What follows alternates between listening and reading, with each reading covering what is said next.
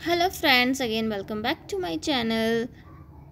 ये चैनल मैंने बनाया है specially non medical commission TGT non medical commission के प्रिपरेशन के लिए, जो कि टैट में भी बहुत ज़्यादा हेल्प करेगा।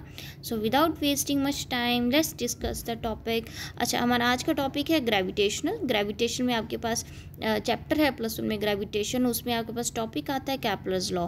तो अभी हम कैपलर्स लॉ के बेस पे ही कुछ क्वेश्चंस डिस्कस करेंगे। इसके ऊपर आई थिंक 1-2 वीडियो शायद और भी आएंगे, ठीक है।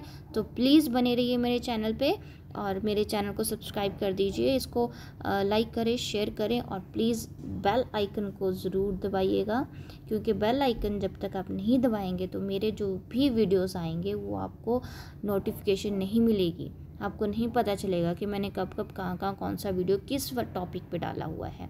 So please subscribe my channel and press the bell icon and please help me to grow my channel. Thank you very much. Let's start the video. Okay, first question है, for elliptical orbits in the equation t square is equal to 4 pi square upon GMS r cube r refers to. A option है radius of the orbit, B option है major axis, C option है semi minor axis and the D option है आपके पास semi major axis.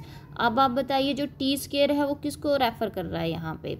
अब ये हम क्या देखेंगे, ये आपके पास क्या लग रहा है आपको, ये आपको केपलर का थर्ड लॉ के जैसा लग रहा है। जो केपलर का थर्ड लॉ है वो क्या है, वो क्या बोलता है कि square of the time period, square of the time period of revolution of a planet around the sun is directly proportional to the cube of the semi major axis. कैसी एक्सिस है? सेमी मेजर एक्सिस, ठीक है। तो ये रहा आपके पास T square, ये रहा आपके पास आर क्यूब। तो ये आपके पास क्या है? केपलर का थर्ड लॉ है, जहाँ पे आर आपके पास क्या है? सेमी मेजर एक्सिस है। तो क्वेश्चन के अंदर आपका जो करेक्ट ऑप्शन है दैट इज आप D, semi major axis. Okay, next question है आपके पास, in planetary motion, in planetary motion क्या है? एंगुलर स्पीड रिमेन्स कांस्टेंट, या एंगुलर मोमेंटम रिमेन्स कांस्टेंट, या फिर लीनियर स्पीड रिमेन्स कांस्टेंट, या फिर neither angular momentum nor angular speed remains constant. ना तो एंगुलर मोमेंटम कांस्टेंट है, ना ही तो एंगुलर स्पीड कांस्टेंट है। अब आपको बताना है कि प्लैनेटरी मोशन में क्या होता है। एंगुलर स्पीड कांस्टेंट होती है, एंगुलर मोमेंटम कांस्टेंट होता है, लीनियर स्पीड कांस्टेंट होती है, या फिर एंगुलर मोमेंटम और एंगुलर स्पीड में से कोई भी कांस्टेंट नहीं होता है। अब इसके लिए आप एक चीज़ देखिए, जब प्लैनेटरी मोशन है, प्लैनेटरी मोशन में एक्सटर्नल टॉर्क हमारा क्या होता है? हमेशा ज़ीरो होता है। इन प्लैनेटरी मोशन एक्सटर्नल टॉर्क क्या है? ज़ीरो होता है, ठीक है। अब हमारे पास एक्सटर्नल टॉर्क जो है वो किसके बराबर होता है? हमारे पास जो DL/dt है, rate of change of the angular momentum is equal to क्या होता है? हमारे पास टॉर्क के बराबर होता है, एक्सटर्नल टॉर्क के बराबर। Rate of change of angular momentum is equal to the external torque. और हम क्योंकि प्लैनेटरी मोशन की बात कर रहे हैं, तो प्लैनेटरी मोशन के अंदर टॉर्क हमारा क्या होता है? ज़ीरो होता है। तो इनडायरेक्टली हम क्या बोल सकते हैं कि हमारा जो DL/dt है वो इज इक्वल टू क्या है? हमारे पास ज़ीरो है, यानी कि rate of change of L is equal to zero है। तो यहाँ पे L की डिफ्रेंसिएशन हो रही है, तो किसकी डिफ्रेंसिएशन ज़ीरो होती है? कांस्टेंट की। तो L हमारे पास यहाँ पे क्या है? कांस्टेंट। और L क्या है हमारे पास? L हमारे पास क्या है? एंगुलर मोमेंटम है, यानी कि हमारा क्या कांस्टेंट है? Angular momentum. प्लैनेटरी मोशन के अंदर हमारा एंगुलर मोमेंटम कांस्टेंट होता है। तो अगर फिर से आप क्वेश्चन के ऊपर जाएंगे तो आपका जो करेक्ट ऑप्शन है वो कौन सा है? करेक्ट ऑप्शन है option B, the total angular momentum remains constant. Okay guys, अब देखते हैं नेक्स्ट क्वेश्चन को। केपलर का सेकंड लॉ है, इसमें बहुत इजी है। केपलर का second law may be stated as, देखिए, Kepler second law may be stated as under the influence of the central force in equal interval of time position vector sweeps out equal. बहुत easy है, distance करता है या area cover करता है, distance displacement cover करता है या वॉल्यूम को कवर करता है, क्या कवर करेगा? बहुत इजी है, ये एरिया को कवर करता है। ये तो सेकंड लॉ है, इक्वल इंटरवल टाइम के अंदर वो इक्वल एरिया स्वीप आउट करते हैं पोजीशन वेक्टर। अब आते हैं नेक्स्ट क्वेश्चन की तरफ। इम्पॉर्टेंट है, देखिए, समझने वाला क्वेश्चन है। इस क्वेश्चन में क्या है, the figure shows a planet in elliptical orbit around the sun S where is the kinetic energy of the planet maximum. ठीक है, तो यहाँ पे आपको ये प्लैनेटरी मोशन दे रखी है, ये आपका सन है और एक कोई प्लैनेट है जो कि इसके अराउंड घूम रहा है, पी पोजीशन पे है, P2 पोजीशन पे, P3 पोजीशन पे, P4 पोजीशंस पे। प्लैनेटरी मोशन के दौरान 4 पॉइंट्स से रखे हैं, P1, P2, P3 and P4। अब पूछ रहे हैं कि इन चारों पोजीशंस में से काइनेटिक एनर्जी मैक्सिमम कहाँ होगी, P1 पे मैक्सिमम होगी, P2 पे मैक्सिमम होगी, P3 पे होगी या फिर P4 पे मैक्सिमम होगी। ठीक है, ये उन्होंने पूछा है।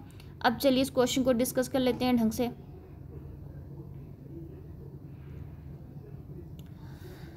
अब देखिए, इन्होंने पूछा है काइनेटिक एनर्जी मैक्सिमम के बारे में।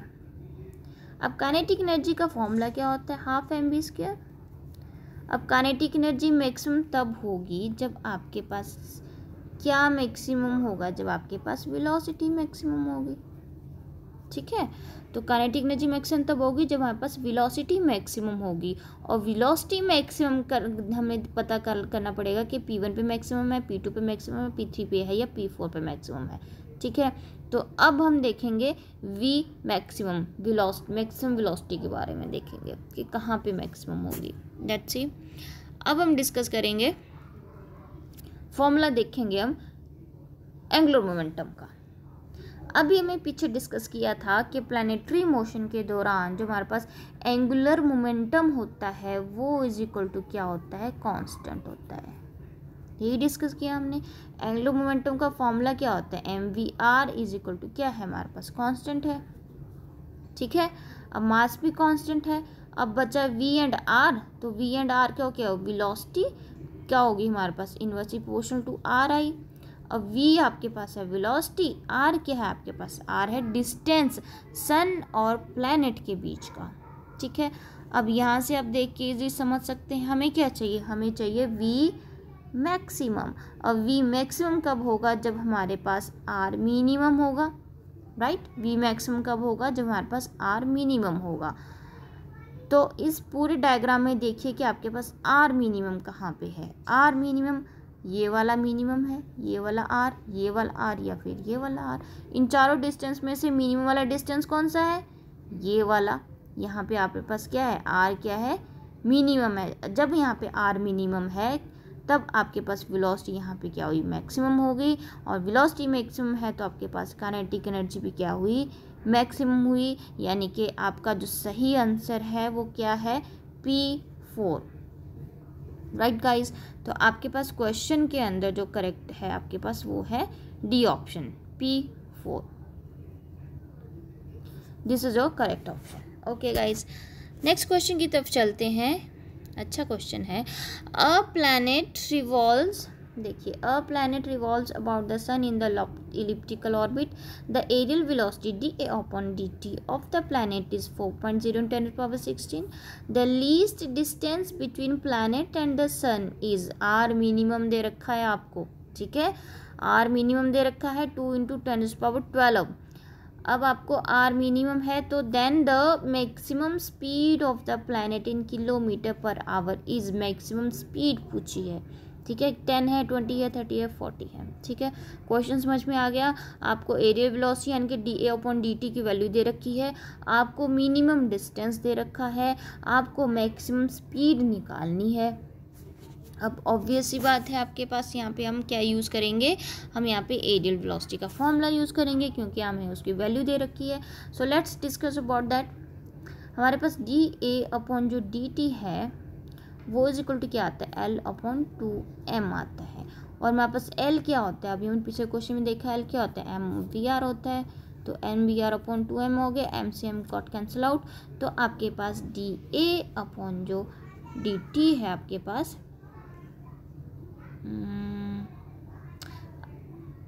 हाँ ठीक है, dA/dt आपके पास क्या आ रहा है, यहाँ पे आपके पास आ रहा है VR। ठीक है, अब जो हमने अभी डिस्कस किया था जो VR है, VR क्या होंगे, एक दूसरे के इनवर्सली प्रोपोर्शनल में आते हैं। V मैक्सिमम है और हमारे पास R क्या होता है, मिनिमम। जहाँ पे आर मिनिमम होगा वहाँ पे वी मैक्सिमम होगा। अब क्योंकि क्वेश्चन के अंदर हमें आर मिनिमम दे रखा है, तो अगर आर मिनिमम है तो वी हमारे पास क्या होगा, मैक्सिमम आएगा। तो हमें अब यहाँ पे क्या निकालना है, हमें हमसे क्या पूछा है, हमें इन्होंने यहाँ पे मैक्सिमम स्पीड पूछी है, वी मैक्सिमम, यानी कि हमें इन्होंने क्या पूछा है, हमें इन्होंने ये वो वी मैक्सिमम पूछा हुआ है। ठीक है, तो फॉर्मूला लगा देंगे, वी मैक्सिमम इक्वल टू क्या है, डी अपॉन डी टी, और ये वाला आर मिनिमम है वो नीचे चला जाएगा। तो हमारे पास फॉर्मूला क्या बनता है, हमारे पास फॉर्मूला बना V maximum is equal to 2DA upon D T upon R minimum. Values आपको पता है, डी अपॉन डी टी की वैल्यू आपको दे रखी है 4.0 इंटू 10⁻16, आर की वैल्यू आपको दे रखी है 2 इंटू 10⁻12। इनको आप सॉल्व करिए, आंसर निकाल लीजिए। मेरी वीडियो को पॉज करिए अभी के अभी, सॉल्व करके देखिए कैलकुलेशन में आपके पास क्या आंसर आता है। मैं आपको डायरेक्ट आंसर बताती हूँ, आपका आंसर आएगा 40 किलोमीटर पर सेकेंड। ठीक है, अच्छा एक चीज़ है क्या, इसमें आपको आंसर किलोमीटर में निकालना है, और आपको जो यहाँ पे दे रखी हैं वैल्यूज़ वो मीटर में दे रखी है, तो आपको मीटर को कन्वर्ट करना पड़ेगा किलोमीटर में। ठीक है, तो आप यहाँ पे जो डी अपॉन डी टी है और जो आर मिनिमम है उसको पहले कन्वर्ट कर लीजिएगा, या फिर सॉल्व करने के बाद फिर कन्वर्ट कर लीजिएगा। पहले सॉल्व कर लीजिए इसको, फिर मीटर को किलोमीटर में कन्वर्ट करके देख लीजिएगा, आपके पास 40 आंसर आएगा। अब देखते हैं next question. In planetary motion, the ideal velocity of position vector of a planet depends on the angular velocity omega and the distance of the planet from the sun. If so, the correct relation for the ideal velocity is dA upon dt किसके proportion में आएगा, omega R के, omega square R के, omega R square के, या फिर D upon D T proportional to under root omega R आएगा। ये भी वैसा ही है जैसे अब भी हमने पीछे जो क्वेश्चन डिस्कस किया, बिल्कुल उसी तरीके से हमने इसमें भी डिस्कस करना है। सब जो क्वेश्चंस अभी हम डिस्कस कर रहे हैं वो एक जैसे ही हैं, तकरीबन वही फॉर्मूलेज यूज़ हो रहे हैं, वही फॉर्मूलेज को घुमा फिरा के हम आंसर निकाल रहे हैं। ठीक है, अब यहाँ पे हमें क्या निकालना है, D A upon D T निकालना है। ठीक है, तो अभी हमने जो पीछे किया था एल अपॉन क्या हो गया, 2m हो गया। एल आपके पास क्या होता है, एम वी आर होता है, अपॉन आपके पास क्या आ गया, 2m आ गया, एम कैंसल आउट, तो D A upon D T आपके पास क्या आ गया, प्रोपोर्शनल टू वी आर आ गया। जहाँ पे आपके पास v क्या है, आपके पास v है लीनियर वेलोसिटी, लीनियर वेलोसिटी को एंगुलर वेलोसिटी में कन्वर्ट कर लीजिए। v इज इक्वल टू क्या आता है आपके पास, v इज इक्वल टू आपके पास ओमेगा आर आता है, तो आप यहाँ पे v की जगह भर दीजिए ओमेगा आर, आपके पास क्या आ गया, ओमेगा आर स्क्वायर, यानी कि आपके पास क्या आ गया, d upon D t directly proportional to omega r square आ गया। तो यहाँ पे आपका करेक्ट वाला ऑप्शन कौन सा है, ओमेगा स्क्वायर आर वाला, सॉरी ओमेगा आर स्क्वायर कौन सा है, ये है ऑप्शन सी आपका करेक्ट है। ठीक है, आई होप आपको कोई प्रॉब्लम नहीं हो रही होगी अभी तक समझने में, इजी समझ में आ रहा होगा। आपका नेक्स्ट क्वेश्चन है, a planet goes around the sun 3 times as fast as the earth.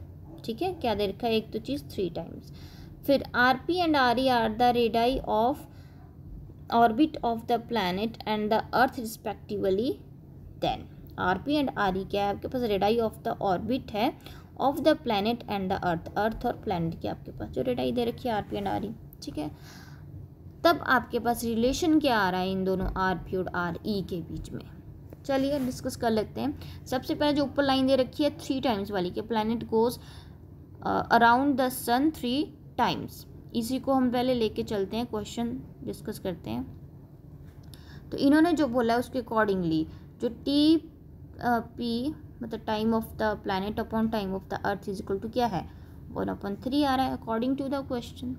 ठीक है, अब हम यहाँ पे अप्लाई करेंगे कैपलर का थर्ड लॉ। कैपलर का थर्ड लॉ क्या था कि जो टी का स्केयर है वो इक्वल टू क्या आएगा आपके पास, रेडियस के क्यूब के इक्वल आएगा। ठीक है, तो वो हम कर लेते हैं यहाँ पे। तो आपके पास एक चीज़ क्या आ गई कि T P upon T E is equal to 1/3, इसको संभाल के रख लीजिए।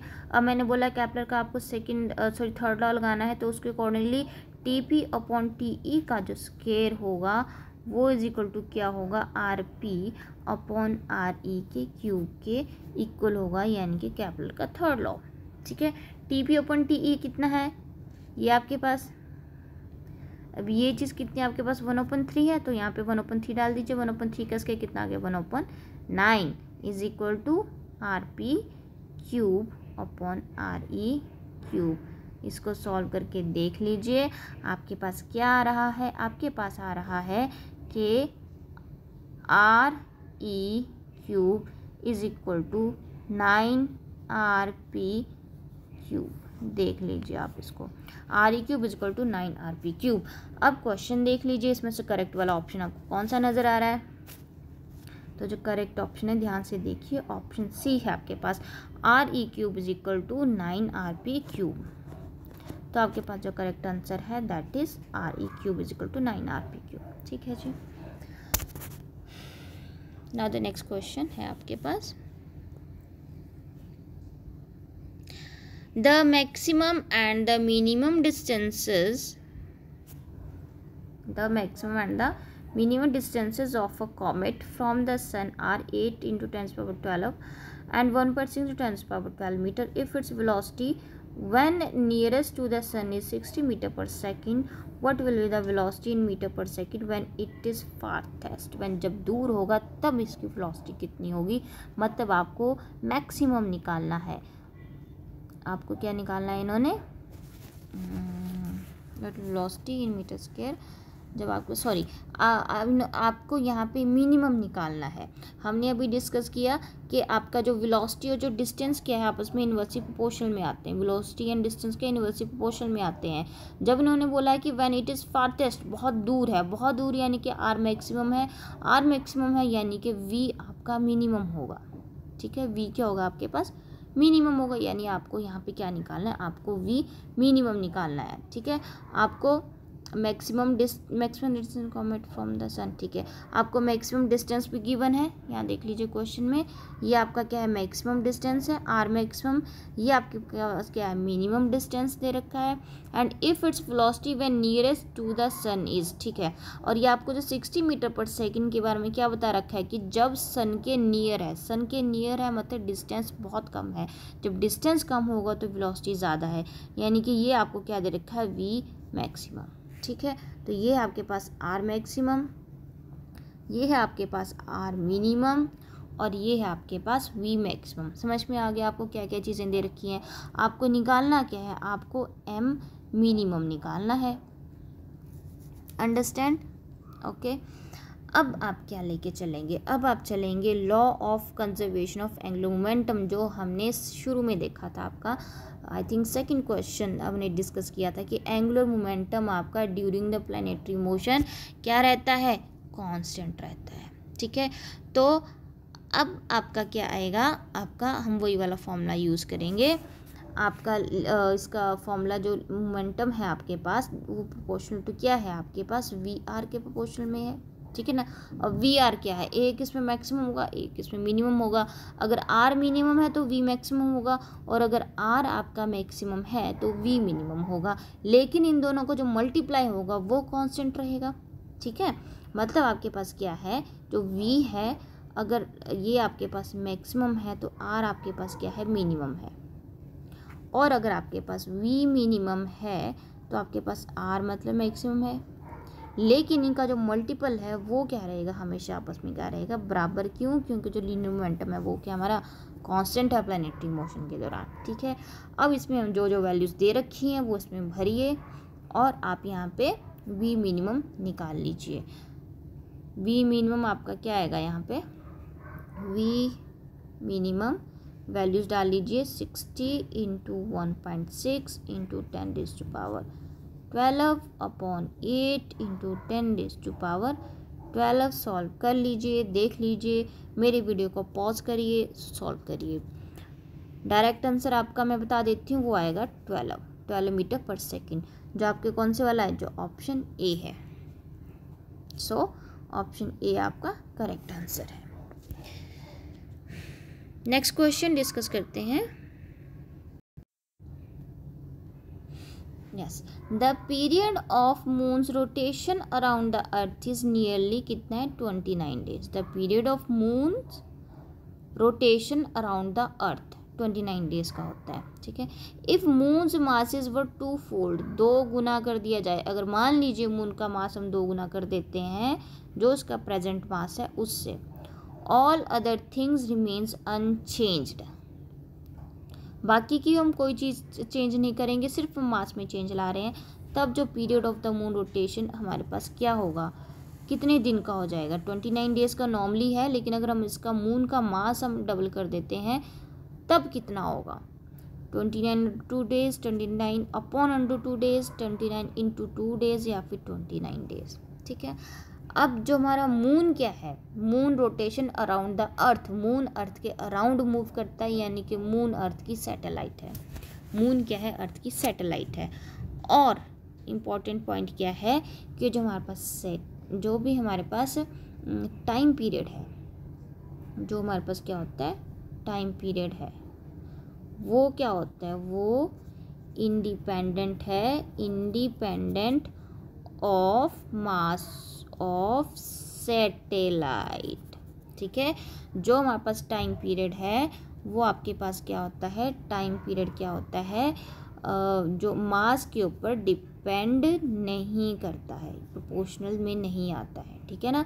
जो टाइम पीरियड है that is independent of mass of the satellite. तो हमारे पास मून हमारी क्या है, अर्थ की सैटेलाइट है, तो मून का मास जो मर्जी हो जाए, कम हो चाहे ज़्यादा हो, टाइम पीरियड के ऊपर कोई अफेक्ट नहीं पड़ेगा। अफेक्ट नहीं पड़ेगा तो मतलब अभी भी 29 डेज़ में ये पूरा राउंड लगा रही है, तो नेक्स्ट भी ये पूरा कब करेगी, 29 डेज़ में ही इसका पीरियड होगा, ठीक है, चाहे मास हम कोई भी कर दें। तो टाइम पीरियड जो मून्स रोटेशन का रहेगा अराउंड द अर्थ, वो क्या रहेगा 29 डे ही रहेगा, भले ही मास जो मर्जी हो जाए। मतलब आपका जो आंसर है डी करेक्ट है, ठीक है ना। इसके लिए रीज़न अगर मान लो क्वेश्चन ही आ जाए उसमें रीज़न ही पूछ ले या कुछ भी पूछ सकते हैं, इसको थ्योरेटिकल वे में भी पूछ सकते हैं, तो आपको पता होना चाहिए कि जो टाइम पीरियड है वो मास ऑफ सैटेलाइट के ऊपर डिपेंड नहीं करता है। ये जो स्टेटमेंट्स होती हैं, स्टेटमेंट्स की फॉर्म में भी क्वेश्चन पूछ लिए जाते हैं कि आपके पास कांस्टेंट होता है नहीं होता है, काफ़ी सारे पॉइंट्स और भी स्टेटमेंट्स पूछ सकते हैं, तो आपको चीज़ें पता होनी चाहिए, ठीक है। नेक्स्ट क्वेश्चन है आपके पास, a planet of mass m moves around the sun of mass m in an elliptical orbit, the maximum and the minimum distance of the planet, the maximum and the minimum distance of the planet from the sun are r1 and r2, the time period of the planet is proportional to, आपको दे रखा है r1 2/5, r1 plus r2 3/2, r1 minus r2 3/2 and r 3/2, ठीक है, देख लीजिए। अच्छा, अब इनमें से आपका करेक्ट वाला ऑप्शन कौन सा होगा, फिर से हम क्या लगाएंगे, कैपलर का थर्ड लॉ लगाएंगे, जो कि क्या बोलता है कि टी स्क्वायर हमारा क्या होता है, directly proportional to R cube होता है, ठीक है ना। अब आर हमें 2 दे रखे हैं, कि मैक्सिमम दे रखा है कि मिनिमम दे रखा है, मतलब हम दोनों का क्या निकाल लें, मीन निकाल लेंगे। तो आर हमारे पास क्या होगा, मीन होगा, यानी कि r1 + r2/2 लेके चलेंगे हम, ठीक है। तो r1 और r2 को आप ऊपर डाल दीजिए आर क्यूब में, ठीक है। तो आपके पास क्या बन जाता है, R T square is directly proportional to r1 + r2/2 cube, ठीक है। ये हो गया आपके पास दिस राइट। अब ये जो टी का स्क्वायर है ये भी अगर उधर लेके चले जाएं तो यहाँ पे पावर क्या आ जाएगी, 3/2, यानी कि आपके पास क्या आ जाएगा, T directly proportional to r1 + r2/2 bracket 3/2। अब क्योंकि जो हमारे पास 2 है वो भी कांस्टेंट है, ये 2 भी क्या है, कांस्टेंट है, तो ये भी हम क्या इसको हटा देंगे, तो हमारे पास t is directly proportional to r1 + r2 और पावर के आगे इसकी 3/2, ठीक है। ये रहा हमारे पास, जो इसमें से हमारे पास करेक्ट आंसर कौन सा है, करेक्ट आंसर हमारे पास है ऑप्शन बी।